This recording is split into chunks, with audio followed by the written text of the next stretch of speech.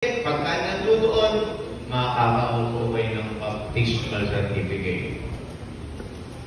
Ikalawa, alam niyo po ba na ang binyag na ito ay utos ng ating Panginoon? Utos po ito ng ating Panginoon. Alam niyo na kami utusan. Balikan natin yung ating Ebanghelyo. Ang sabi sa ating Ebanghelyo, sinabi ni Jesus sa kanyang mga alagad, humayo kayo at gawin niyong alagad ko ang lahat ng bansa. Ito po utos niya.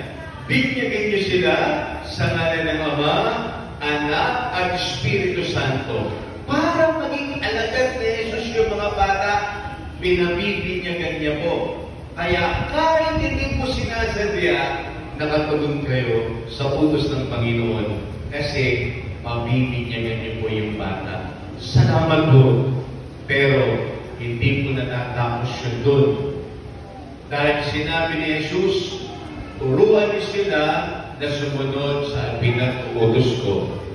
Dahil po dito, ang binyag po ay hindi para sa mga bata. Ang binyag ay para sa inyo, mga magulang ninong at ina. Pero huwag po kayong mag-alala, hindi kayo bubuhusan ko. Yung bata pa rin ang bubuhusan ko. Kaya ko lang po sinasabi na ang binyag ay para sa inyo dahil kayo ang nakakaintindi sa akin. Kahit po anong gawin ko dito, walang pakialam yung mga bata. Kayo, mga magulang, ninong at ina, ang nakakaintindi sa akin. Gusto mo natin ng magandang binyag. Pero ang magandang binyag ay hindi po mangyayari dahil sa pagsunod sa pamahiin. Maraming maling pamahiin sa binyag. Isipin niyo po, isang pamahiin, dapat daw pagka magpapabinyag, bilog ang buwan. Dapat daw bilog ang buwan. Ano kinalaman ng bilog ang buwan? Hindi po totoo yun.